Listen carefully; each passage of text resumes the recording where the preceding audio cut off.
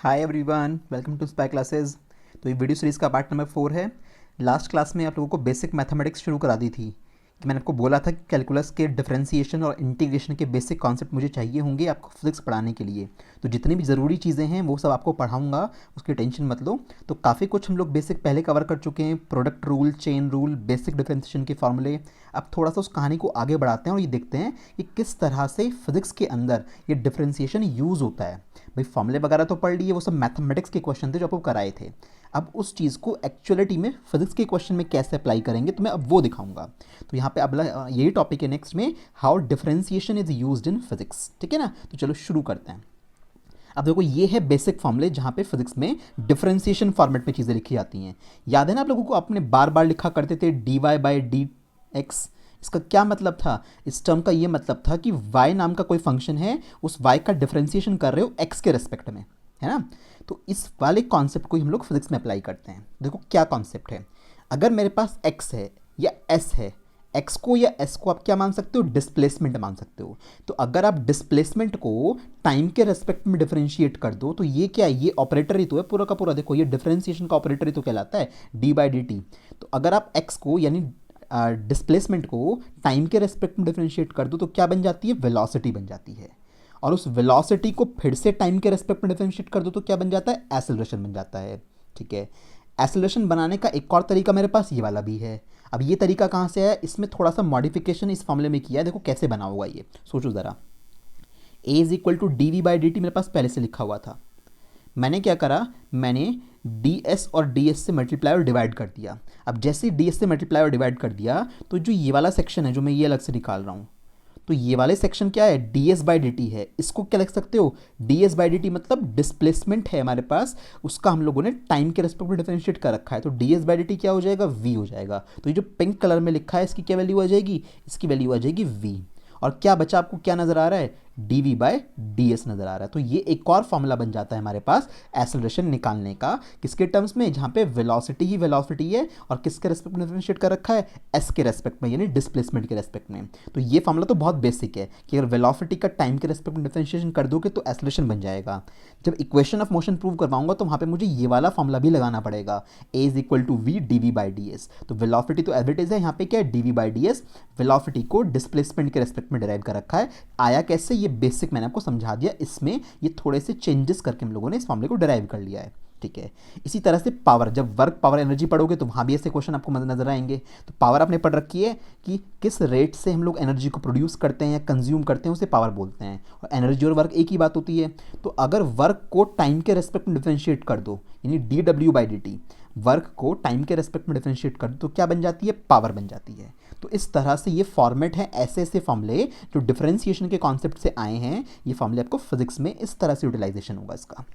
यहाँ पे तो काइनेमेटिक्स पढ़ रहे हैं तो पावर तो देखने को मिलेगी नहीं यहाँ पे। तो यहाँ पे किस तरह से इस चीज़ को याद रख सकते हो कि आपके पास x है या चाहे s है, आप कुछ भी रख लो, x रख लो, x s रख लो, z है, a b c d कुछ भी रख लो। तो x और s ये डिस्प्लेसमेंट में जनरली दो सिंबल यूज होते हैं हमारे पास। तो अगर इसका मैं d बाई डी टी कर दूँ, टाइम के रेस्पेक्ट में अगर डिफरेंशिएट कर दूँ इसको, तो क्या बन जाती है? वेलोसिटी बन जाती है। इस वेलोसिटी को अगर मैं फिर से एक बार और डिफरेंशिएट कर दूं टाइम के रेस्पेक्ट में तो क्या बन जाएगा? एक्सेलरेशन बन जाएगा। तो अब देख रहे हो ना कि आपके पास डिस्टेंस या डिस्प्लेसमेंट का एक बार डिफरेंशिएशन करोगे तो वेलोसिटी बन जाएगी, वेलोसिटी का एक बार फिर से करोगे डिफरेंशिएशन टाइम के रेस्पेक्ट में तो एक्सेलरेशन बन जाएगा। इसको ऐसे भी तो बोल सकते हो कि अगर आप डिस्प्लेसमेंट या डिस्टेंस जो भी बोल रहे हो, इसका अगर दो बार डिफरेंशिएशन करें, दो बार डिफरेंशिएशन मतलब क्या? D square by D T square, है ना। अगर दो बार डिफरेंशिएशन करें हम लोग तो क्या बन जाएगा? डायरेक्टली एक्सेलरेशन बन जाएगा। भाई पहली बार में तो वेलोसिटी बनी, दूसरी बार में एक्सेलरेशन बना। अगर डायरेक्टली मैं इसको दो बार डिफरेंशिएट कर दूं तो क्या बन जाएगा? एक्सेलरेशन बन जाएगा। तो इस तरह से एक्सेलरेशन का पंगा पूरा चलता है हमारे पास। इसका उल्टा होता है कि अगर इसको ए को इंटीग्रेट कर दें एक्सेलरेशन को तो वेलोसिटी बन जाती है, सिखा दूंगा। वेलोसिटी को फिर से इंटीग्रेट कर दे तो क्या बन जाता है? डिस्प्लेसमेंट। तो यहाँ पे इंटीग्रेशन यूज होता है। तो इंटीग्रेशन तो खैर अभी आया ही नहीं है। तो थोड़ी सी बात ध्यान रखना कि अगर वेलोसिटी है हमारे एक्सेलरेशन है, एक्सेलरेशन को इंटीग्रेट किया वेलोसिटी, वेलोसिटी को इंटीग्रेट किया तो डिफरेंशिएशन, आपके पास डिस्प्लेसमेंट आ गया। तो ये डिफरेंशिएशन और इंटीग्रेशन एक दूसरे के रिवर्स प्रोसेस होते हैं। फॉरवर्ड ऑर्डर में चल रहे हो ऐसे डिफरेंशिएशन हो जाएगा, रिवर्स ऑर्डर में चलोगे तो इंटीग्रेशन हो जाएगा। ये फॉर्मूले बहुत इंपॉर्टेंट है, जो ये ब्लैक कलर से लिखे हुए हैं इन सबको नोट कर लेना, ये सब आपके अब काम आएंगे। बड़े आसान से हैं, देखो कितने आसान है। डिस्प्लेसमेंट को टाइम के रेस्पेक्ट में डिफरेंशिएट कर दो, वेलोसिटी बन जाएगी। वेलोसिटी को टाइम के रेस्पेक्ट में कर दो, एक्सेलरेशन बन जाएगा। करना टाइम के रेस्पेक्ट में ही है, क्यों? आपने पढ़ा है ना एक्सेलरेशन क्या होता है, change in velocity upon change in time. Velocity क्या होती है, चेंज मतलब डिस्प्लेसमेंट अपॉन टाइम, है ना। तो बिल्कुल उसी फॉर्मेट में फॉर्मूले बन रहे हैं, बस सिंबल आपको डी के टर्म्स में, जो ये डी फॉर्मेट है ना, ये D by D x, D by D T, ये डिफरेंशिएशन का ऑपरेटर होता है, तुम्हें सिखा चुका हूँ। इसी फॉर्मेट में तुम्हें सारे फॉर्मूले नजर आ रहे हैं, ठीक है। अब क्वेश्चन पे आते हैं। फिजिक्स के क्वेश्चन कैसे होते हैं, ऐसे क्वेश्चन होते हैं, देखो। The position of a particle varies with time as, किसी पार्टिकल की पोजीशन टाइम के साथ इस तरह से वेरी हो रही है, इक्वेशन दे दी जहां पे एक्स जो है टाइम पे डिपेंड कर रहा है। आपको क्या करना है, वेलोसिटी फाइंड आउट करनी है टी इक्वल टू 2 सेकेंड पे। तो जब टी इक्वल टू 2 सेकेंड हुए क्लॉक में, तब वेलोसिटी फाइंड आउट करनी है आपको। इसका मतलब ये कौन सी वेलोसिटी आएगी, इंस्टेंटेनियस वेलोसिटी आएगी। बात समझ में आ गई ना। तो इंस्टेंटेनियस के क्वेश्चन इस तरह के होते हैं हमारे पास। सॉल्यूशन कैसे करेंगे भाई, वेलोसिटी ढूंढनी है इस टाइम पे, तो मुझे ये जो फंक्शन है ये भी तो वेलोसिटी का चाहिए। फंक्शन तो ये किसका है, डिस्प्लेसमेंट का है। पोजीशन डिस्प्लेसमेंट ही होती है हमारे पास। तो मुझे क्या करना पड़ेगा, मुझे इस डिस्प्लेसमेंट के फंक्शन को वेलोसिटी के फंक्शन में कन्वर्ट करना पड़ेगा, और तब जाके मैं टाइम की वैल्यू क्या रख दूंगा, 2। क्योंकि अगर तुमने यहीं पे टी की जगह 2 रख दिया तो टी इक्वल्स टू 2 रखने पे आंसर तो आ जाएगा, बट किसका आएगा, एक्स का आएगा, यानी उसकी पोजीशन आएगी इस दूसरे सेकंड पे। मुझे तो वेलोसिटी निकालनी है, तो मैं सॉल्यूशन करता हूँ। तो x इज इक्वल टू मेरे पास क्या है, 3t cube minus 5t square plus 4। Differentiate करूंगा टाइम के रेस्पेक्ट में, क्योंकि मेरा इक्वल टू में टाइम चल रहा है यहाँ पे। Differentiate with respect to t, ठीक। जिसके रेस्पेक्ट में करते हैं, मैंने आपको कहा था लिखना पड़ेगा आपको, तो t के रेस्पेक्ट में ही करेंगे। देखो यहाँ पे x लिखा हुआ है, अच्छा पूरा स्टेप समझा रहा हूँ, टेंशन ना लो। यहाँ 3t क्यूब 5t स्क्वायर 4 लिखा हुआ है, ब्रैकेट लगाए, d बाई डी टी यहाँ लिख दिया, d बाई डी टी यहाँ लिख दिया। टाइम के रेस्पेक्ट में करो तो ऑपरेटर ऐसे लिखे जाएंगे। तो ये क्या हो गया, ये हो गया D x by D T, ठीक है, कोई दिक्कत नहीं है, ठीक है। ये तो सीधा ही लिखा जाता है, पहले आपको पता था। अच्छा यहाँ पे क्या हुआ, 3t स्क्वायर 3t क्यूब का करना है, तो 3 तो बाहर आ गया अलग के अलग। टी क्यूब का कितना हो गया, 3t स्क्वायर। समझ में आ रही है ना बात भैया, 3 तो अलग हट गया कांस्टेंट होने की वजह से। टी क्यूब का क्या हो गया, 3t स्क्वायर, ठीक है। अब इतना आप पढ़ चुकी हो। माइनस 5 अलग हट गया, टी स्क्वायर का कितना हो गया, 2 उतर के नीचे आ गया, टी एज इट इज, एक पावर कम हो जाएगी तो एक ही बचेगी पावर, ठीक है। प्लस 4 अकेला कांस्टेंट है, प्योर कांस्टेंट है, तो कितना हो जाएगा, 0। और अब बताओ ये D x by D T को क्या लिखूं, ये है ना वी। भाई D x by D T क्या है, डिस्टेंस का या डिस्प्लेसमेंट का टाइम डेरिवेटिव। क्या लिखोगे, वेलोसिटी है ना ये। तो v इज इक्वल टू 3 3 जा 9, 9t स्क्वायर माइनस 5 2 जा 10t, ठीक है। बाकी जीरो तो है हमारे पास, क्या करना। तो ये हमारे पास वेलोसिटी का एक्सप्रेशन बन गया। तो आपने इसको डिफरेंशिएट करके वेलोसिटी का एक्सप्रेशन बना लिया। अब इसमें क्या कर दो, t की जगह पे 2 सेकंड रख दो, आपको 2वें सेकंड पे वेलोसिटी मिल जाएगी। तो आपको क्या करना है, at t equal to 2 second पे निकालना था। तो 2 सेकेंड हो, 4 हो, जो भी हो निकाल दो। तो v at t equal to 2 second, है ना। तो क्या लिखोगे, t की जगह पे 2 भर देना, तो 2 का स्क्वायर माइनस 10 टाइम्स ऑफ 2। तो 2 2 जा 4, 9 4 जा कितना हो जाएगा, 36, माइनस 10 2 जा कितना, 20। तो कितनी वैल्यू हो गई, 16 मीटर पर सेकेंड हमारे पास वेलोसिटी आ गई हमारी। तो ये दूसरे सेकेंड पे कितनी वेलोसिटी है उस ऑब्जेक्ट की, 16 मीटर पर सेकंड है। तो ये इंस्टेंटेनियस वेलोसिटी की। तो इस तरह से ये बहुत बेसिक सा क्वेश्चन था जो स्टार्ट किया मैंने, ठीक है। चलो अगला question, a particle moving along a straight line and its position varies as. अब की बार एक्स का फंक्शन दे रखा है, टाइम के टर्म्स में बड़ा सा फंक्शन है। क्या निकालना है, वेलोसिटी भी निकालनी है, अब की बार एक्सेलरेशन भी निकालना है। दो काम बोल दिए उसने, कौन से टाइम पे, पहले सेकंड पे, 1 सेकंड पे। तो वेलोसिटी निकालनी है तो वेलोसिटी का एक्सप्रेशन चाहिए, एक्सेलरेशन निकालना है तो एक्सेलरेशन का एक्सप्रेशन चाहिए। आपको अच्छे से पता है, आप एक बार अगर इस एक्स वाले को डिफरेंशिएट कर दोगे तो वेलोसिटी बन जाएगी, उस वेलोसिटी वाले को एक बार फिर से डिफरेंशिएट कर दोगे तो क्या बन जाएगा, एक्सेलरेशन बन जाएगा, ठीक है। ये चीज़ मैंने तुम्हें समझाई थी। चलो उसको सॉल्यूशन करते हैं। तो सबसे पहले आपको फंक्शन डिफाइन करना पड़ेगा, बिना फंक्शन निकाले आप कुछ भी कैलकुलेट नहीं कर सकते। टी को यहाँ मत भर देना, नहीं तो एक्स की वैल्यू आ जाएगी, ठीक। ये है हमारे पास इतने मीटर। डिफरेंशिएट करो उस चीज़ को, किसके रेस्पेक्ट में, टाइम के रेस्पेक्ट में करोगे।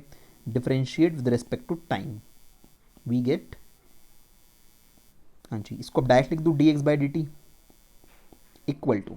अब देखो कैसे करेंगे, अब बार बार ऐसा नहीं लिखेंगे 5 को अलग हटाया इसका अलग कर रहे हैं। सोचो, पावर कूद के यहाँ आ जाएगी नीचे, ये पता है। तो पावर की मल्टीप्लाई 5 के साथ हो जाएगी, कितना हो जाएगा, 15 इंटू पावर में से कम करो टी स्क्वायर माइनस, ऐसे यहाँ पे करो 2 उतर के नीचे आ गया, 3 से मल्टीप्लाई हो गई यानी 6t, ठीक है। फिर पावर एक कम हो गई, 2t में से 2 बाहर आ गया, 2 बाहर आ गया, टी का कितना हो गया 1, भूल जाओ भाई, 1 से मल्टीप्लाई करो ना करो कोई फर्क नहीं पड़ता। और ये अकेला कांस्टेंट इसका कितना हो गया 0, भूल जाओ उसको भी। तो डायरेक्टली अब ऐसे डिफरेंशिएशन करना आप सीख जाओगे। dx बाई डी टी क्या है, dx बाई डी टी आपकी v की ही वैल्यू है, तो ये v की ही मेरे पास एक्सप्रेशन आ गया 15t² माइनस 60 प्लस 2। कौन से टाइम पे निकालना है वेलोसिटी, t इक्वल टू 1 पे निकालना है, therefore at t equal to 1 इस पे वेलोसिटी निकाल लो। तो v क्या आ जाएगी t इक्वल टू 1 पे, तो v t इक्वल टू 1 पे वैल्यू भर दो t की जगह पे 1, तो 1 यहाँ पर भी 1 प्लस 2, सॉल्व करो उस चीज़ को क्या आएगा। तो यहाँ पे जब इसको सॉल्व करेंगे तो 15 प्लस 6 कितना हो जाएगा 21, 21 मिनट यहाँ पे प्लस मैंने लगाया, यहाँ पे प्लस नहीं है, यहाँ पे है माइनस, इस जगह पे माइनस दे रखा है देखो यहाँ पे, ठीक है। तो 15 में 6 जाएंगे कितना बचेगा 9, 9 में 2 ऐड कर दो कितना हो गया 11, तो ये आ गई हमारे पास 11 मीटर पर सेकेंड। तो इतनी वेलोसिटी है उस पर्टिकुलर सेकंड पे, ठीक है, t इक्वल टू 1 पे। एक्सेलरेशन और निकालना है, अब क्या करो, वेलोसिटी का एक्सप्रेशन तो बना चुके हैं ना, ये वाला ये वेलोसिटी का एक्सप्रेशन है, इस एक्सप्रेशन को एक बार और डिफरेंशिएट कर दो, यानी वेलोसिटी को एक बार और डिफरेंशिएट कर दो, आपके पास क्या बन जाएगा, एक्सेलरेशन का एक्सप्रेशन बन जाएगा। तो इसको लिखो उठा के हम नेक्स्ट वाले पार्ट में। Now v is equal to 15t² minus 60 plus में क्या है हमारे पास, प्लस में 2 है, 15t² माइनस 60 प्लस 2। इसको फिर से डिफरेंशिएट कर दो एक बार, तो differentiate with respect to time, ठीक है, वी गेट, तो ये क्या हो जाएगा dv by D T equal to, वापस वही शॉर्टकट 15t² में करना है, 15 तो अलग हट जाएगा, t² का होगा क्या, 2 पावर उधर के नीचे आएगी, तो 15 2 कितना हो गया 30, पावर में से एक कम कर दो ये बचेगा, माइनस 6 बाहर आ जाएगा, t का कितना हो जाएगा 1, भूल जाओ। इसके बाद प्लस 0, 2 तो 0 हो जाएगा, तो ये भूल जाओ, इतना आया मेरे पास। तो ये है क्या, ये एक्सेलरेशन ही तो है आपके पास भाई, वेलोसिटी का टाइम डिफरेंशिएट क्या होता है, एक्सेलरेशन होता है, तो ए का एक्सप्रेशन आ गया।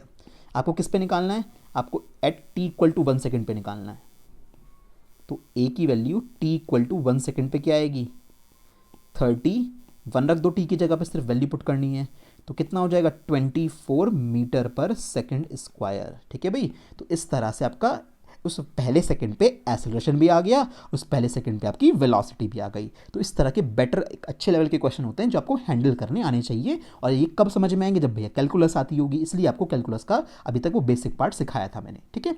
चलो भाई अगला question, velocity of a particle describing SHM, ये पढ़ोगे सेकंड बुक के अंदर, लास्ट में चैप्टर्स आएंगे वेव वाले, तो वहाँ पे आएगा सिंपल हार्मोनिक मोशन को बोलते हैं एसएचएम, इस गिवन बाय, इस फॉर्मेट में इक्वेशन हुआ करेगी, मुझे डिफरेंशिएशन करने की ज़रूरत पड़ेगी, मैं आपको अच्छे से सारी चीज़ समझा चुका हूँ, बड़े आराम से हो जाएगा ये।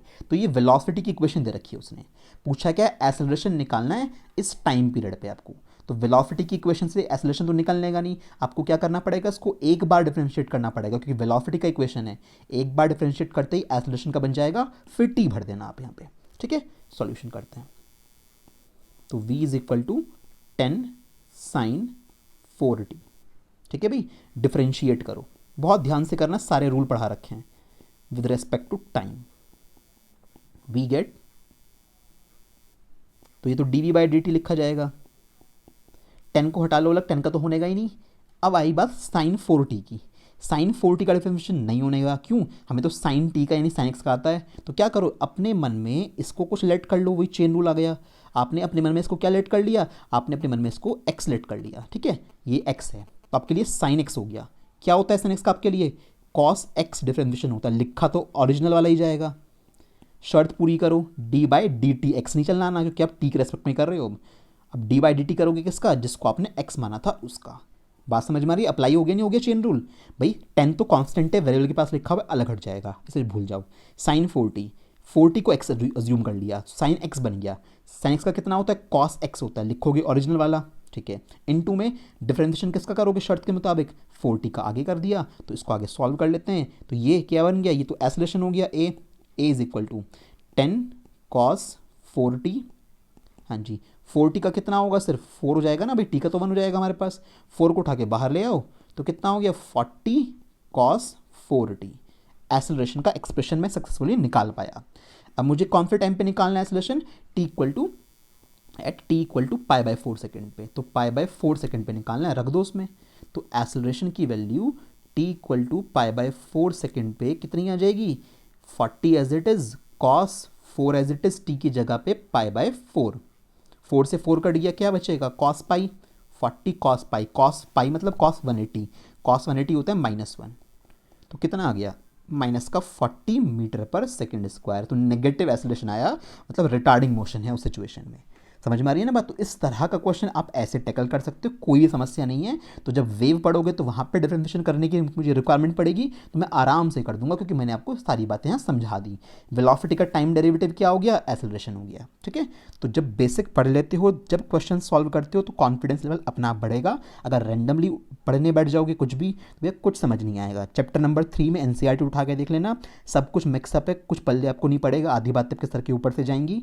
एक्सरसाइज उठा के देख लेना, एक्सरसाइज में सब रैंडम दिया हुआ है, आधे क्वेश्चन आपके एक्सरसाइज से भी नहीं होंगे, बट एक सीक्वेंशियल पैटर्न में अगर उस चीज़ को पढ़ाया जाए और आप सही से पढ़ो, तो पूरा का पूरा चैप्टर कब में को खत्म हो जाएगा आपको पता भी नहीं लगेगा। तो उसके लिए पूरे प्रॉपर्ली लेक्चर फॉलो करते रहिए, जो आपको पढ़ाया जा रहा है उसको ध्यान से करते रहो और प्रैक्टिस करते रहो उस क्वेश्चन की, तो आपका पूरा चैप्टर, सारी बातें तुम्हें सब समझ में आ जाएंगी। चलो अब बात आती है अगले टॉपिक पे चलते हैं, how to differentiate with respect to a third variable. किसी एक चीज़ को किसी दूसरी चीज़ के रेस्पेक्ट में कैसे डिफरेंशिएट करते हैं। भाई जैसे हमारे पास ये है y is equal to 3x square है, आज तक क्या किया है, इसको x के रेस्पेक्ट में डिफरेंशिएट किया है। तो क्या लिखा करते थे कि sir dy/dx is equal to कितना हो जाएगा, इसका पावर उधर के नीचे जाएगी 6x आंसर आ जाएगा। बट क्या हो अगर मैं इसी वाले फंक्शन को तुमसे कहूँ कि इसको तुम डिफरेंशिएट करो, differentiate with respect to time. अब कैसे करोगे भाई, टी ना तो यहाँ पे है ना ही यहाँ पे है, यानी हमने दो वेरिएबल में एक फंक्शन लिखा और डिफरेंशिएशन किसी और तीसरी पार्टी के रेस्पेक्ट में कराया। तो ऐसे फंक्शन को कैसे कंट्रोल करते हैं, इसका भी यूज़ आएगा आपके फिजिक्स के अंदर। तो ये मैं तुम्हें सिखा देता हूँ, बहुत आसान है। देखो क्वेश्चन पहला हमारा है y is equal to X cube, differentiate करना है टाइम के रेस्पेक्ट में। तो कैसे करें, बहुत बेसिक लॉजिक देखना मेरा। तो पहले उतार लो उसको ऐसी कैसी, लिखो लाइन वही, डिफरेंशिएट विद रेस्पेक्ट टू क्या, टाइम। वी गेट, तो भाई यहाँ पे क्या आएगा, हाँ तो सिंपल वही डी वाई जिसके रेस्पेक्ट में दे, यहाँ पे कोई दिक्कत नहीं है, ऐसे कैसे आ गया। यहाँ पे क्या आएगा d/dt एक्स क्यूब, क्योंकि भैया अब ऐसा मत लिख देना कि आप इसको 3x स्क्वायर लिख रहे हो, वो तब था जब x के रेस्पेक्ट में किया करते थे। फॉर्मूला देख लेना चाहिए आप ध्यान से, x की पावर n का जब फॉर्मूला लिखा हुआ है तो वहाँ पे उसके बाहर d/dx लिखा हुआ है, ना कि d/dt। तो यहाँ पे तो बाहर d/dt लिखना पड़ेगा, क्योंकि t के रेस्पेक्ट में डिफरेंशिएट करने को बोल दिया। अब यहाँ पे x है, देखो इसको ऐसे समझो बहुत ईजी वे में, कि सपोज करो कि ये है जो लिखा हुआ है इस ब्रैकेट के अंदर, ये है मेरे पास एरोप्लेन, क्या है ये एरोप्लेन, और जो ये नीचे है बैठा हुआ है टी, ये है गाड़ी चलाने वाला बंदा, ये सिंपल कार ड्राइवर है। और आपने क्या कर दिया, आपने बैठा दिया उसे एरोप्लेन में, किसे उड़ा। अब एक एरोप्लेन को गाड़ी चलाने वाला बंदा कैसे उड़ा देगा बिना किसी ट्रेनिंग के, तो ऑब्वियसली बात है ये एरोप्लेन, ये बंदा गाड़ी का ड्राइवर नहीं उड़ा सकता। एरोप्लेन उड़ाने के लिए कौन चाहिए, पायलट चाहिए। तो पायलट को बुलाओ भाई, तो पायलट बुलाते हैं हम लोग। हमने क्या करा, इसको तो ऐसे कैसे रखा, भी पायलट को बुलाना पड़ेगा यहाँ पे। तो मैंने क्या करा, पायलट को बुलाया, दोनों सेम सेम बंदे हो गए। देखो ये एरोप्लेन, एक्स मतलब एरोप्लेन, ये भी एरोप्लेन का उड़ाने वाला पायलट। तो एरोप्लेन को पायलट आ गया, पायलट उड़ा सकता है, कोई दिक्कत नहीं है। मैंने सिचुएशन सही कर दी, बट तो गलत हो गया ना, यहाँ तो टी था, आपने अगली बार एक्स कैसे लिख दिया। तो कोई दिक्कत नहीं है, मैनेज कर लेंगे इस चीज़ को। तो मैंने अगर डी से नीचे मल्टीप्लाई की है, तो मैं डी से ऊपर भी लिख दूंगा मल्टीप्लाई करके, बात वही की वही पड़ेगी। और डी कहाँ गया, डी को साइड में शिफ्ट कर लिया। अब ज़रा ध्यान से देखो इस चीज़ को, यहाँ पे कुछ नहीं किया है, dx से मल्टीप्लाई डिवाइड किया है और dt को साइड में शिफ्ट कर लिया, वापस इससे ऊपर वाला एक्सप्रेशन बन जाएगा। ये दोनों कट जाएंगे तो जो कहानी बचेगी वो इसी को डिनोट करती है। तो ये इंटरनली ऐसे लिखा जा सकता है, बात मानते हो ना। तो अब इसमें से इस वाले पार्ट को तो आप आराम से डिफरेंशिएट कर दोगे, ये तो आपका जाना पहचाना है, इतनी बार कर चुके। तो क्या लिखोगे, dy/dt इज इक्वल टू क्या आ जाएगा 3, अब एरोप्लेन उड़ जाएगा ना, पायलट आ गया, तो 3x स्क्वायर इनटू में क्या चलेगा साथ में, dx/dt भी लिखा जाएगा। यही पूरा कंप्लीट डिफरेंशिएशन होगा, ध्यान रखिएगा, यही आंसर आएगा। तो ऐसे करते हैं इस तरह के क्वेश्चन को। डायरेक्ट कैसे कर सकते थे इस चीज़ को, एक और देखो, y इज इक्वल टू मान लिया हमारे पास 3x स्क्वायर होता, सपोज करो ये लिखा हुआ होता, t के रेस्पेक्ट में करना होता, तो आप लिखते हुए differentiate with respect to t, तो dy/dt इज इक्वल टू क्या करते, इसका कर दो पहले डिफरेंशिएशन, क्या 3 × 6 6x, ठीक है, इनटू में क्या लिखोगे, डायरेक्ट dx/dt भी लिखना पड़ेगा, क्योंकि यहाँ पे आप t के रेस्पेक्ट में डिफरेंशिएशन कर रहे थे, तो वो ऑपरेटर भी साथ में आएगा। ठीक है, तो इस तरह से डायरेक्टली एक लाइन के अंदर भी पॉसिबल है। इंटरनल लॉजिक क्या है, ये एरोप्लेन और कार वाली कहानी से, पायलट वाली कहानी से याद रखना कि एरोप्लेन उड़ाना है तो यहाँ पे ड्राइवर कार का नहीं चाहिए, पायलट चाहिए लाने के लिए। तो पायलट को लेके आए और उसके बाद एरोप्लेन उड़ गया। अगला क्वेश्चन, इसमें भी यही कहानी है, टाइम के रेस्पेक्ट में डिफरेंशिएट करना है। करते हैं इसको, differentiate with respect to time, we get, हाँ जी, तो यहाँ पे तो dx बाई dt लिख दिया इज इक्वल टू, अब डिफरेंशिएशन करना है टाइम के रेस्पेक्ट में, क्या लिखा हुआ है 3v² लिखा हुआ है। फिर वही की वही बात आ गई कि कैसे करेंगे, मतलब यहाँ पे वही हमारे पास एरोप्लेन है, इसे उड़ाने के लिए यहाँ पे कार का ड्राइवर बैठा हुआ है क्योंकि दोनों मैच नहीं कर रहे। तो ठीक है भैया, 3 को तो उठा के बाहर लिया, 3 से तो कोई दिक्कत नहीं है, कांस्टेंट वेरिएबल के साथ बैठा होता है, बाहर निकल के आ जाता है। मैं यहाँ पे बंदे को ले आया, सेम टू सेम बंदे को, ताकि एरोप्लेन उड़ पाए। देखो मैंने कुछ नहीं किया, dv से मल्टीप्लाई डिवाइड कर दिया, dt को साइड में लिख लिया, तो अब यहाँ पे सिचुएशन मैच हो गई। अब ये कंडीशन मेरी फेथफुल है, इसको मैं आराम से सॉल्व कर पाऊंगा। तो dx by dt is equal to, 3 तो अलग बैठा हुआ ही है, इसका क्या आएगा 2v आ जाएगा, v² का 2v हो गया, साथ में क्या चल रहा है dv बाई dt, इसका आप कुछ नहीं कर सकते, तो ऐसे लिखा जाएगा भाई, dx by dt is equal to 3 2 6, 6v into dv by dt। तो ये डिफरेंशिएशन तुम्हारा कंप्लीट हो गया। यहाँ से ध्यान रखना, कैलकुलस जो है, कैलकुलस का पूरा सेक्शन आपका हर जगह यूज़ होना है। ये मैथमेटिक्स की वो ब्रांच है जो आपका कहीं पर भी पीछा नहीं छोड़ेगी, और ये बड़ी इंटरेस्टिंग है, बहुत कुछ इसमें डेवलपमेंट हुआ है। कैलकुलस का पूरा रोल, मतलब मेजॉरिटी में आप ये मान के चल सकते हो, कैलकुलस की जो शुरुआत थी, everything has been done by Newton. हाँ जी, वही फिजिक्स वाला न्यूटन जिसने पूरी फिजिक्स बनाई, उसने पूरी कैलकुलस का भी स्टार्टिंग करी। और भी लोग बहुत सारे आए हैं कैलकुलस में जिन्होंने बहुत सारा वर्क किया है। तो न्यूटन एक बहुत अच्छा मैथमेटिशियन भी था, बहुत अच्छा फिजिसिस्ट भी था। तो उसने फिजिक्स में भी बहुत सारे ऐसे ऐसे लॉज बनाए जो आज तक ब्रेक नहीं हुए हैं, और इसी तरह से इसने मैथ्स में भी बहुत काम किया है। 12th तक आप इसका नाम कभी मैथ्स में नहीं सुनोगे, क्योंकि आपने कोई फॉर्मूला तक पढ़ा भी नहीं होगा न्यूटन के नाम से। बट जब ग्रेजुएशन की मैथ आती है तो वहाँ पे बहुत सारे फॉर्मूलों में न्यूटन का नाम आता है। ठीक है भाई, तो ये डिफरेंशिएशन कैसे करते हैं किसी तीसरे पार्टी के रेस्पेक्ट में, तुम्हें मैंने सिखा दिया है। ठीक है भाई, चलो अब अपने क्वेश्चन पे आते हैं। यहाँ पे एक बात और देखो, क्वेश्चन पे आने से पहले आप जब बाद में पढ़ोगे, यहाँ पे एक equation, gas equation PV is equal to RT, ऐसी इक्वेशन आएगी।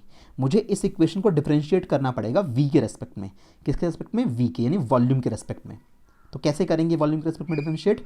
देखो अब यहाँ पे तो ये सब, देखो ये तो कांस्टेंट, इसमें से ये होता है R कांस्टेंट, बाकी सब वेरिएबल हैं। R तो कांस्टेंट होता है, गैस कांस्टेंट।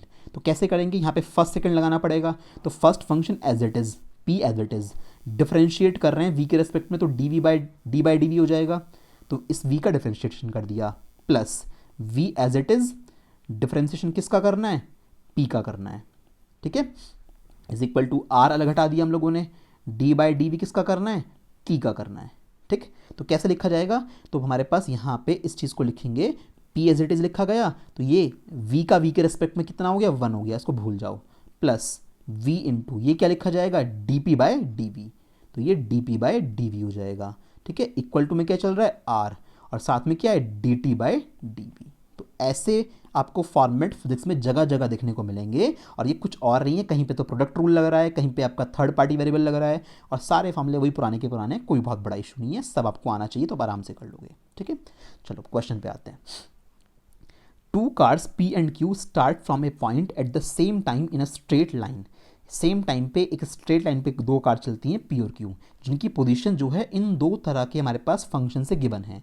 P वाली कार की पोजीशन यानी x ऑफ P मतलब पोजीशन ऑफ कार P, किसके रेस्पेक्ट में? टाइम के रेस्पेक्ट में, यानी यहाँ पे x और t की मल्टीप्लाई नहीं हो रही है, इसका मतलब है x is a function of time, यानी x की जो वैल्यू है वो टाइम के टर्म्स में है। तो ये मैथमेटिकल रिप्रेजेंटेशन होता है कि x के बाद ब्रैकेट में अगर ऐसे t लगा देते हैं तो वो वाला फंक्शन उस पर्टिकुलर वेरिएबल में है। तो देख लो x की पूरी वैल्यू t के टर्म्स में है। ये a और b तो कांस्टेंट होंगे कुछ, ऐसी कार Q के लिए पोजीशन दे रखी है, यहाँ पे ऐसा f क्या होगा? कांस्टेंट होगा।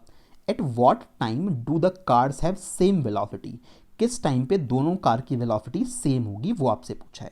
अब वेलोसिटी तो पता ही नहीं, हमें तो पोजीशन के फंक्शन दे रखे हैं। तो सॉल्यूशन जब परफॉर्म करेंगे, सॉल्यूशन में कुछ भी नहीं है, तो क्या लिखोगे? एक एक करके दोनों कार की बात कर लेते हैं।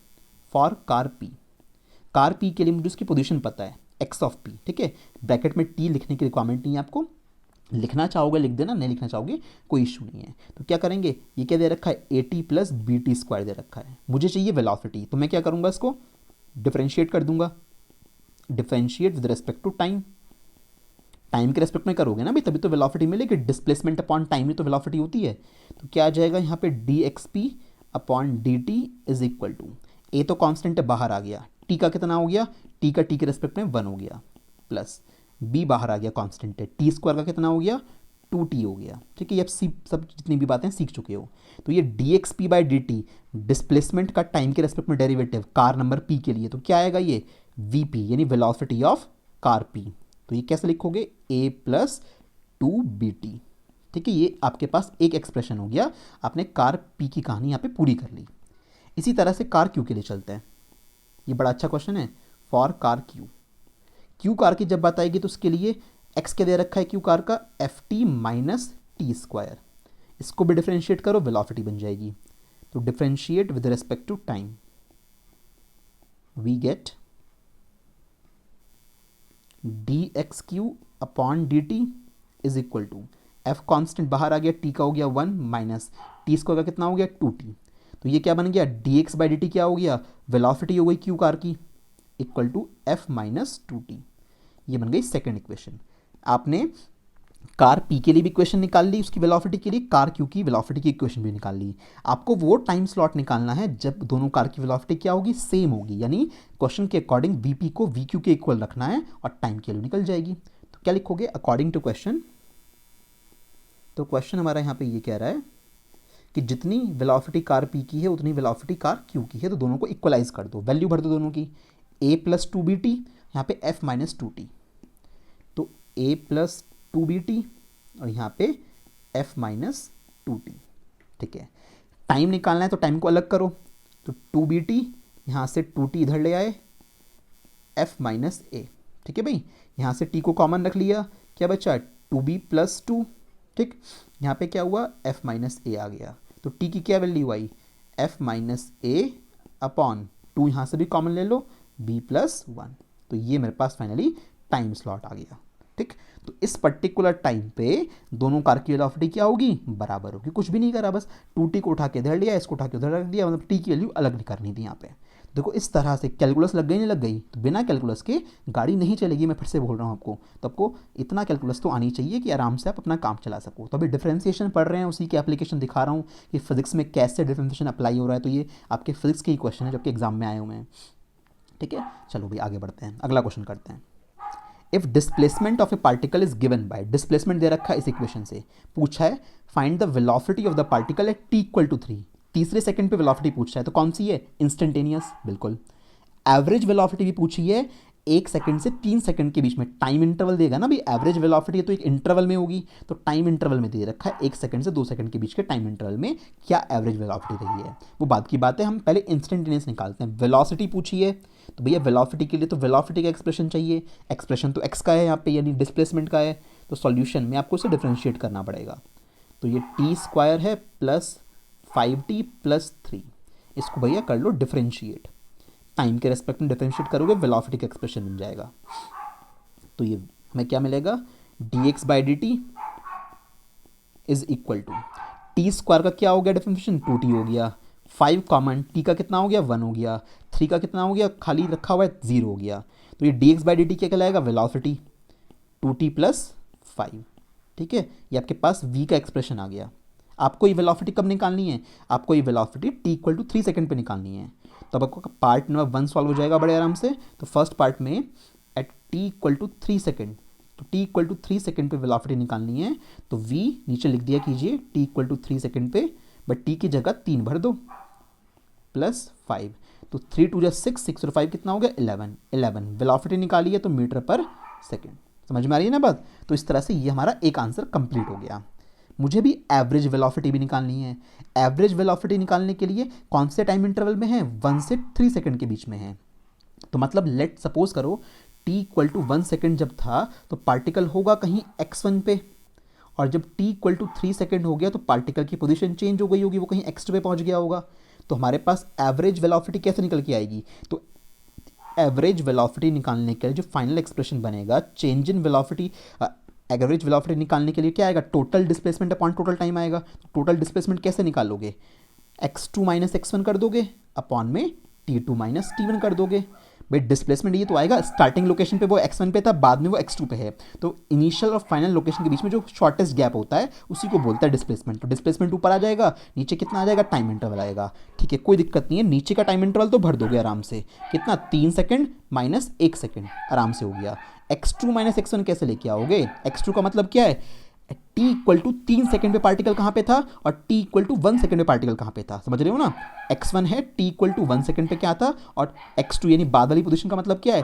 3 सेकेंड पे कहाँ पे था, क्योंकि ये टाइम इंटरवल उसका दिया हुआ है, तो ये मुझे निकालने पड़ेंगे अलग से। x का एक्सप्रेशन बताओ क्या दे रखा था?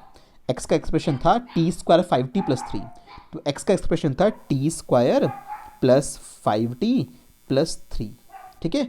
तो मुझे ये निकालना पड़ेगा कि t इक्वल टू 1 सेकेंड पे पार्टिकल कहाँ था और जब तीसरा सेकेंड स्पेंड हुआ तब पार्टिकल कहाँ था।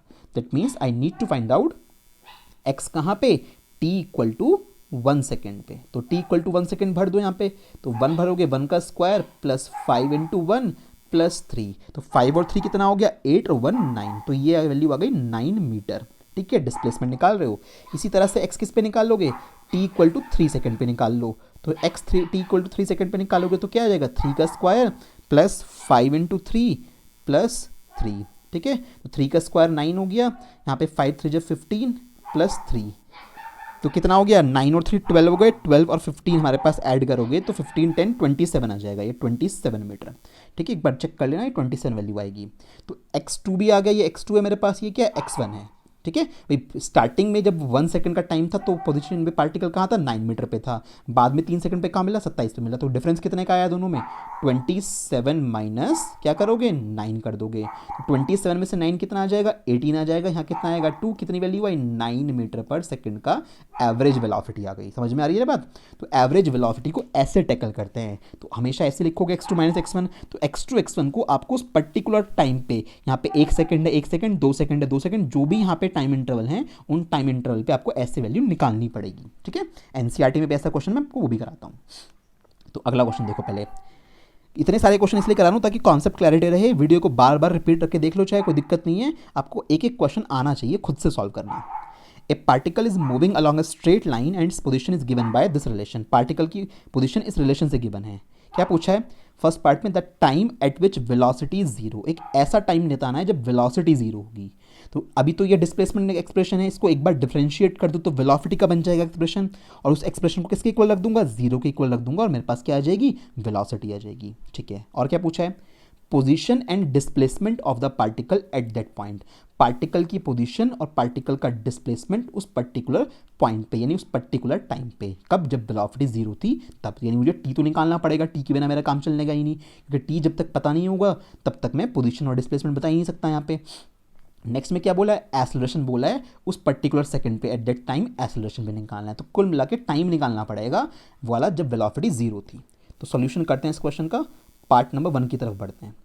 तो एक्सप्रेशन है x इज इक्वल टू, एक मिनट को, ये टी क्यूब है, T cube plus 6t square minus 15t plus 40। क्या करोगे? डिफरेंशिएट कर दो, वेलोसिटी बन जाएगी, differentiate with respect to time, ठीक है? वी गेट, हमें वेलोसिटी का एक्सप्रेशन मिल जाएगा, तो ये dx बाई डी टी हो जाएगा, dx by D T is equal to, ये वेलोसिटी का एक्सप्रेशन होता है ना, तो क्या आ जाएगा? टी क्यूब का 3t square plus 6t square, 2 इधर आएगा उधर के, तो 6 टू कितना हो गया? 12 हो गया, 12t। अब तुम्हें समझ में आ गया कि कैसे कर रहे होते हैं। माइनस 15, टी का कितना हो जाएगा? 1, भूल जाओ, प्लस 40 कितना हो जाएगा? 0, हटा दो, प्लस 0 करने से कुछ नहीं होगा। तो ये एक्सप्रेशन आ गया वेलोसिटी का। आपको क्या करना है? आपको वो टाइम इंटरवल निकालना है जब वेलोसिटी क्या थी? 0, तो इसको किसके इक्वल रख दोगे? 0 के इक्वल रख दोगे। नाउ v इक्वल टू 0, तो v का क्या एक्सप्रेशन है? v आया है 3t square plus 12t minus 15, तो 3t square plus 12t minus 15 is equal to 0। देख लो ये वाली एक्सप्रेशन है, 3t square plus 12t minus 15। तो अब यहाँ पे अगर 3 कॉमन लेके उधर पहुँचा दूँ, तो यानी 3 से डिवाइड कर दूँ, तो क्या बचेगा? टी स्क्वायर प्लस 3 4 जा 12 और 3 5 जा 15, ये एक्सप्रेशन बचा, एक क्वाड्रेटिक इक्वेशन बची, सॉल्व कर लो। 5 के ऐसे फैक्टर जिनको माइनस करने पे 4 आए, तो 5 और 1 ही हो गए, तो ये हमारे पास 5t minus T minus 5 is equal to 0। T common लिया तो कितना बचा? t प्लस 5 बचा, ठीक है? यहाँ से 1 कॉमन लिया तो कितना बचा? t प्लस 5 बचा। तो हमारे पास 2 ब्रैकेट बन गए, एक t प्लस 5 का बन गया और एक t माइनस 1 का बन गया। तो यहाँ से इसको, तो जब t प्लस 5 को 0 के इक्वल रखोगे तो यहाँ से t कितना आएगा? -5, टाइम नेगेटिव नहीं हो सकता तो उसको नेग्लेक्ट कर दो, ठीक है भाई? दूसरी जगह से t माइनस वन को जीरो के इक्वल रखोगे तो t कितना आएगा 1 सेकेंड, तो ये एलिजिबल टाइम हो गया। तो हमारे पास पहले पार्ट का आंसर आ गया। तो t इक्वल टू 1 सेकेंड पे जैसे वेन पहला सेकंड पूरा होगा एकदम से उसकी वेलोसिटी क्या हो जाएगी, जीरो हो जाएगी, नहीं वो पार्टिकल रुक चुका होगा, ऑब्वियसली बात है। अब क्या करना है, अब हमें पोजीशन निकालनी है उस पार्टिकल की और डिस्प्लेसमेंट निकालना है उस पार्टिकल का।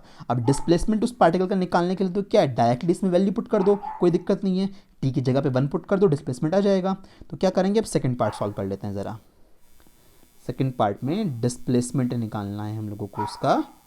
तो डिस्प्लेसमेंट एक्स का पहले एक्सप्रेशन लिखना पड़ेगा पूरा का पूरा, क्या है T cube plus 6t square, तो just a minute, t cube plus 6t square minus 15t plus 40, minus 15t plus 40।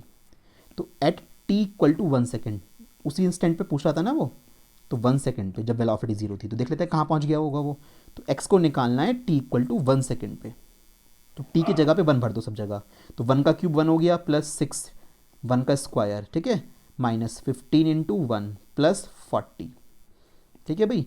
Positive वाले कितने हो गए, 40, 46, 47, 47, 47 में से हमारे पास 15 माइनस हो जाएंगे, तो कितना बचेगा हमारे पास, 7 में से 5 जाएंगे 2 बचेगा, 4 में से 1 जाएंगे 3, 32 मेरे पास हो गया। तो 32 मीटर, यानी वो पार्टिकल 32 मीटर चल चुका था उस टाइम पे। तो 32 मीटर उसका क्या आ गया, डिस्प्लेसमेंट आ गया। तो हम लोगों ने ये वाला पार्ट भी निकाल लिया।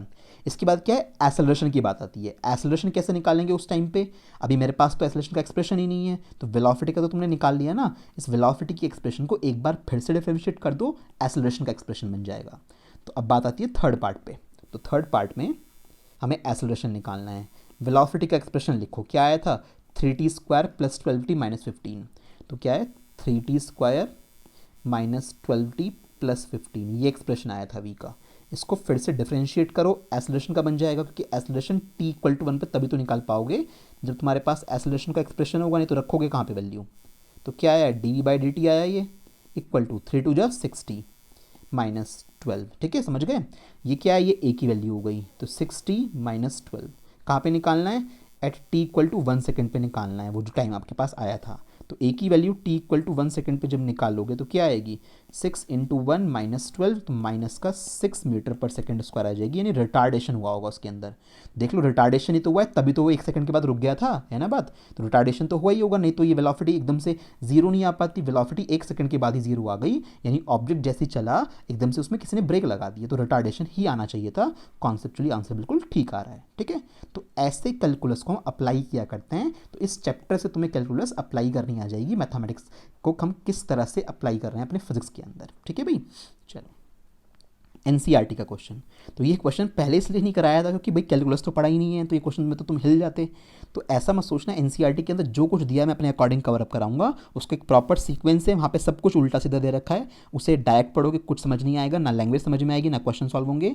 जिस तरह से तुम्हें पढ़ा रहा हूँ उस सीक्वेंस में चलोगे तो आपके सारी वैरायटी के क्वेश्चन हो जाएंगे, ठीक है। एनसीईआरटी का एक एक क्वेश्चन नहीं करना, कई सारे क्वेश्चन उसमें ऐसे हैं जो किसी भी काम के नहीं है। तो जो क्वेश्चन इंपॉर्टेंट है वो सब मैं आपको या तो करा दूंगा या तुम्हें घर से करने को दे दूंगा, आपका सारा सिलेबस पूरा होगा आराम से।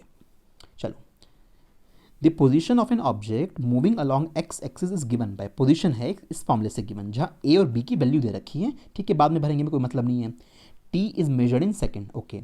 What is its velocity at T equal to 0 second and T equal to 2 second. दो अलग अलग इंस्टेंट पे वेलोसिटी पूछी है, यानी दो दो इंस्टेंटेनियस वेलोसिटी पूछी है।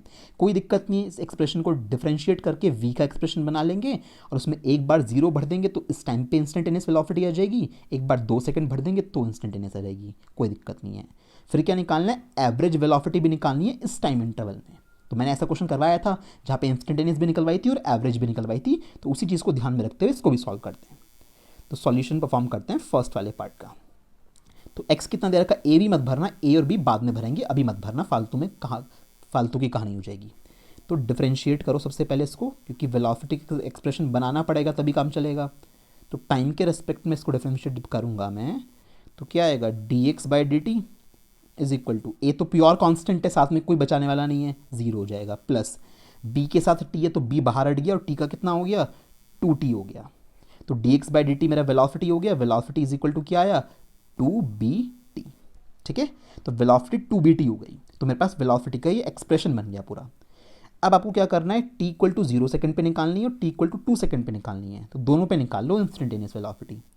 तो क्या करो, at T equal to 0 second, तो जो v आएगा t इक्वल टू 0 पे, तो t की जगह पे 0 भर दोगे, तो 2b t की जगह पे क्या आ जाएगा, 0 आ जाएगा। कितनी वैल्यू आ गई, 0 आ गई। ठीक है भाई, तो यहाँ पे 0 मीटर पर सेकेंड आया हमारे पास। जब v की वैल्यू निकालोगे किस टाइम पे, t इक्वल टू 2 सेकेंड पे, तो 2 सेकेंड पे निकाल लो, उसने 2 पे भी पूछा है। तो v को t इक्वल टू 2 सेकेंड पे जब निकालेंगे तो 2 b अब भरना पड़ेगा, b कितना दे रखा था, b 2.5 वैल्यू दे रखी थी, तो ये 2.5 हो जाएगा। और टी की जगह क्या आएगा, टी की जगह पे हमारे पास 2 सेकंड है, 2 आ गया। तो क्या हुआ, 2.5 का डबल करा 5 हो गया, 5 का डबल करा 10 हो गया, तो 10 मीटर पर सेकंड हमारे पास वेलोसिटी आ गई। यानी जब टाइम 0 था तो उस टाइम पे वेलोसिटी भी 0 थी, ऑब्जेक्ट रुका हुआ था। इसका मतलब दूसरे सेकंड पे, तो जैसे ही दूसरा सेकंड हुआ स्टॉप वॉच में, तो एकदम वेलोसिटी कितनी हो चुकी थी उस टाइम पे, दूसरे सेकंड पे वेलोसिटी थी 10 मीटर पर सेकंड की। तो दो आंसर तो खत्म, ऐसे निकाले इंस्टेंटेनियस वाले। अब एवरेज वेलोसिटी निकालनी है 2 से 4 सेकंड के टाइम इंटरवल में। मतलब t इक्वल टू 2 सेकेंड पे होगा कहीं पे पार्टिकल x1, ठीक है। इसी तरह से जब t हमारे पास 4 सेकेंड का हुआ तब पार्टिकल होगा कहीं पे x2, तो x1 x2 निकालने पड़ेंगे। फिर आराम से क्या निकाल लोगे, एवरेज वेलोसिटी भी निकाल लोगे। क्यों, फिर क्या करोगे, average velocity is equal to x2 माइनस x1 upon T2 minus T1। कराया था ना क्वेश्चन बिल्कुल सेम फॉर्मेट में। तो T2 माइनस T1 क्या आएगा, 4 में से 2 माइनस कर दिया, x2 माइनस x1 के लिए तुम्हें सॉल्व करना पड़ेगा। तो x का क्या एक्सप्रेशन था तुम्हारे पास, x था a plus B T square. अब कहाँ कहाँ निकालना है, दूसरे सेकंड पे निकालना है। दूसरे सेकंड पे निकालोगे तो तुम्हारा x1 क्या लाएगा, वो तो x1 निकालना है कहाँ पे, दूसरे सेकंड पे। तो भर लो भैया वैल्यू, a की भी वैल्यू भरनी पड़ेगी, b की भी भरनी पड़ेगी। अब तो a कितना है 8.5 था, तो a को भी ध्यान में रखना पड़ेगा, a 8.5 था, b की जगह 2.5 था। टाइम स्लॉट कितना भरना है, 2 सेकंड का भरना है। ठीक है, 2 का स्क्वायर कितना हुआ, 4 हुआ, 4 के 2.5 से मल्टीप्लाई करी 10 हो गया, और 10 में से जोड़ दिया कितना हो गया 18.5।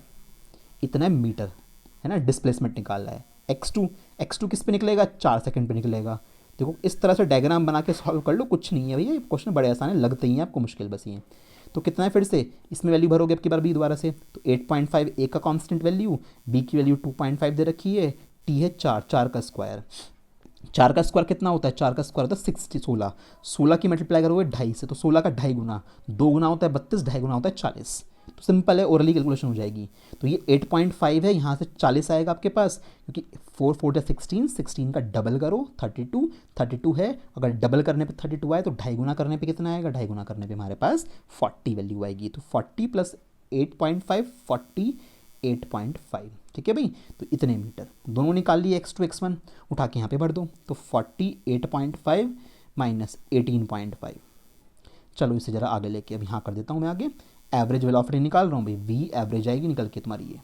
तो 48.5, 0.5 तो कैंसिल हो गए, 48 में से 18 जाएंगे कितना बचेगा, 30 बचेगा। अपॉन में कितना है, 2 है, कितना आया 15 मीटर पर सेकंड। मेरी बात समझ रहे हो ना। तो इसका मतलब 2 से 4 सेकंड के टाइम इंटरवल में उस गाड़ी की एवरेज वेलोसिटी इतनी रही है। तो इस लेवल के क्वेश्चन करने आ गए तो फिजिक्स में कुछ नहीं है, कोई दिक्कत नहीं है, पूरी फिजिक्स ऐसे ही पढ़नी होती है, कोई इशू नहीं है, सारा मैथ है। मैथमेटिक्स जितना अच्छे से कर लोगे उतनी आपकी प्रॉब्लम्स रिजॉल्व होती चली जाएंगी। तो ये एनसीईआरटी का ही सॉल्व एग्जाम्पल है, उन्होंने जैसे भी किया है मैंने आपको स्टेप वाइज पूरे सिक्वेंशियल ऑर्डर में एक एक स्टेप के साथ करा दिया इस क्वेश्चन को। ठीक है, अब आपकी प्रैक्टिस के ऊपर है आप इसको कैसे अंडरस्टैंड करते हो। ठीक है भाई, अब इसके बाद ये वाला क्वेश्चन देख लेते हैं। ये क्वेश्चन कई बार बच्चों से अटक जाता है, एमसीक्यू में पूछते हैं इसको।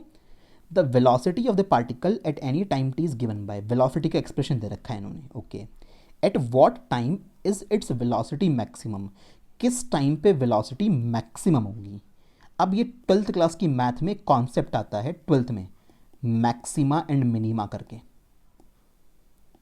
वहाँ पे क्या होता है, किसी भी चीज़ का अगर मैक्सिमा निकालना होता है ना, सपोज वेलोसिटी का मैक्सिमा निकालना है, तो वेलोसिटी का टाइम के रेस्पेक्ट में डिफरेंशिएशन करो और उसको किसके इक्वल रख दो, 0 के इक्वल रख दो।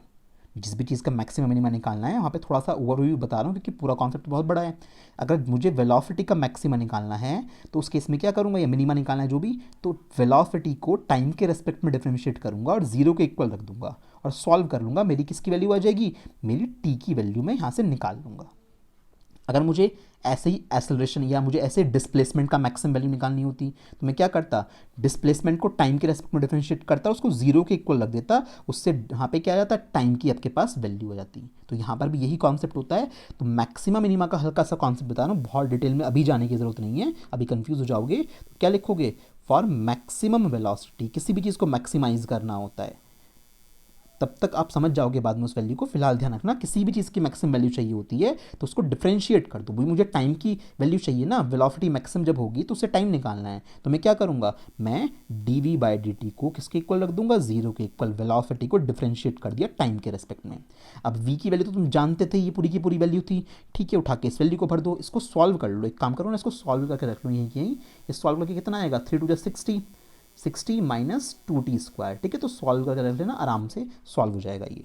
तो d/dt किसका करना है, d/dt v की जगह क्या है, 6t minus 2t² equal to में जीरो चल रहा है। डिफरेंशिएशन करो, 60 में 6 तो बाहर आ गया, t का हो गया 1 माइनस 2 2 40, ठीक है भाई, समझ गए ना इस चीज़ को, तो इक्वल टू जीरो। तो t कितना आ जाएगा, 6 इज इक्वल टू 40, ठीक है। तो t इज इक्वल टू 6/4, तो 3/2 सेकेंड। तो t की वैल्यू क्या आ गई, 1.5 सेकेंड आ गई, 3/2 सेकेंड आ गई, यानी कौन सा ऑप्शन हो गया, डी वाला ऑप्शन मेरा करेक्ट हो गया। तो इतने टाइम इंटरवल पे या इस पर्टिकुलर सेकंड पे मेरी जो वेलोसिटी होगी वो मैक्सिमम होगी। तो मैक्सिमम मिनिमम का कॉन्सेप्ट इस तरह से यहाँ पे फिजिक्स में हैंडल किया जाता है, ठीक है। तो हल्का सा ध्यान रखना, जिस भी चीज़ की मैक्सिमम वैल्यू निकालनी होती है तो उस पर्टिकुलर चीज़ को डिफरेंशिएट कर देते हैं। टी के रेस्पेक्ट में करना है या किसी और के रेस्पेक्ट में करना है, कैसे पता लगेगा, यहाँ पे टाइम निकालना था तो टाइम के रेस्पेक्ट में कर दिया, कुछ और निकालना होता तो उसके रेस्पेक्ट में कर देते, ठीक है। वैसे यहाँ पे इससे पता लग जाएगा कि v की वैल्यू टाइम के टर्म्स में दे रखी थी तो टाइम के रेस्पेक्ट में करना है, v की वैल्यू किसी और चीज़ के रेस्पेक्ट में दे रखी होती तो उसके रेस्पेक्ट में करना होता। तो यहाँ पे टाइम के टर्म्स में सबको टी दिखाई दे रहा है तो t के रेस्पेक्ट में कर दिया, ठीक है। अब ये होमवर्क से क्वेश्चन आपको कर रहे हैं, एक पार्टिकल है जिसका x दे रखा है डिस्प्लेसमेंट, आपको एक्सेलरेशन निकालना है t इक्वल टू 1 सेकंड पे। तो क्या करोगे, आंसर तो 22 आएगा।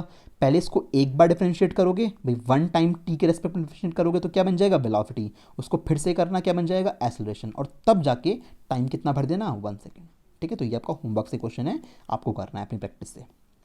अगला क्वेश्चन ये भी होमवर्क से है। यहाँ पे क्या बोला है, यहाँ पे पोजीशन दी है पार्टिकल की इस तरह से, क्या पूछना है, find acceleration of the particle at that instant when particle is at rest. उस टाइम पे एक्सेलरेशन बताना है जब पार्टिकल रेस्ट पे था। अब पार्टिकल जब मेरे पास रेस्ट पे था, अब आप सोचो कि उस टाइम पे एक्सेलरेशन कैसे हो सकता है, पार्टिकल रेस्ट में तो एक्सेलरेशन का क्या मतलब, नहीं जी होता है, क्यों, अगर एक ऑब्जेक्ट को ऊपर से फ्री फॉल कराऊं मैं, तो फ्री फॉल जब कराया जाता है तो उस इंस्टेंट ऑफ टाइम पे तो उसकी वेलोसिटी जीरो होती है, बट एक्सेलरेशन उसमें कितना होता है, जी होता है, नहीं होता है। तो ऐसा मत सोचना कि अगर किसी ऑब्जेक्ट की वेलोसिटी जीरो है, वो रेस्ट में है, तो उसमें कोई एक्सेलरेशन नहीं होगा, ना पॉसिबल है एक्सेलरेशन, ठीक है। एक सिंपल सा एग्जांपल दिया, ऐसी और भी सिचुएशंस बनती हैं। तो हमें ऐसे टाइम पे एक्सेलरेशन निकालना है जब ऑब्जेक्ट क्या होगा, रेस्ट में होगा, यानी उसने एक्सेलरेशन भी पूछ लिया, टाइम भी नहीं दिया। तो क्या करोगे, रेस्ट में बोला है यानी एक्स क्या होगा उसका, ऑब्वियसली एक्स, सॉरी रेस्ट में बोला है तो क्या होगा, वी उसका क्या होगा, जीरो होगा। तो क्या करोगे, सबसे पहले इससे वी बना लेना, इसको एक बार डिफरेंशिएट करोगे वी बन जाएगा, यानी कि वो वी जब आपके पास बन जाएगा तो उस वी का एक्सप्रेशन टाइम के टर्म्स में कुछ बना होगा, उसको जीरो के इक्वल रख देना, क्योंकि आपके पास ऑब्जेक्ट कैसा है, रेस्ट में है, तो वी को जीरो के इक्वल रख देना। वी को जीरो के इक्वल रखोगे तो वहाँ से टाइम की वैल्यू निकल के आ जाएगी, और जैसे टाइम की वैल्यू निकल के आ जाएगी फिर हमारा काम बन जाएगा। हमें तो एक्सेलरेशन निकालना है, तो फिर क्या करेंगे, उस वी वाले को एक बार फिर से डिफरेंशिएट करेंगे तो ए का एक्सप्रेशन बन जाएगा, इस टाइम को ले जाके उस ए के अंदर भर देंगे। मतलब टाइम यहाँ दे नहीं रखा, टाइम भी आपको ही निकालना पड़ेगा। यहाँ पे एक अच्छा क्वेश्चन है, करके देखिएगा, माइनस का 32 मीटर पर सेकेंड स्क्वायर इसका आंसर आना चाहिए, ठीक है भाई। चलो, तो यहाँ तक हम लोगों ने बहुत कुछ चैप्टर के अंदर बेसिक पढ़ लिया, मेजॉरिटी में भी तक मैथमेटिक्स ही आपको पढ़ाई है। नेक्स्ट क्लास में ये डिफरेंशिएशन तो ऑलमोस्ट जितना चाहिए था सारा पढ़ा दिया, इसके बाद से थोड़े बेसिक कॉन्सेप्ट आपको डेफिनेट और इनडेफिनेट इंटीग्रेशन के समझा दूंगा कि कैसे हम लोग इंटीग्रेशन परफॉर्म करते हैं, ठीक है, कैसे लिमिट पुट करते हैं। तो वो बेसिक बातें जब आ जाएंगी ना, तो मैं आपको उसके बाद इक्वेशन ऑफ मोशन के डेरिवेशंस करा पाऊंगा, और जैसे इक्वेशन ऑफ मोशन के डेरिवेशन हो जाएंगे फिर इक्वेशन ऑफ मोशन पर बेस्ड क्वेश्चन करेंगे। देखो एक भी क्वेश्चन नहीं कराया अब तक आपको, v is equal to u plus a t होता है, s is equal to u t plus half a t square होता है, v square is equal to u square plus 2as होता है। तो उनके ऊपर क्वेश्चंस भी हम लोग तब सॉल्व करेंगे जब हम उन इक्वेशन को डेराइव कर लेंगे ग्राफिकल से भी और कैलकुलस मेथड से भी, ठीक है भाई।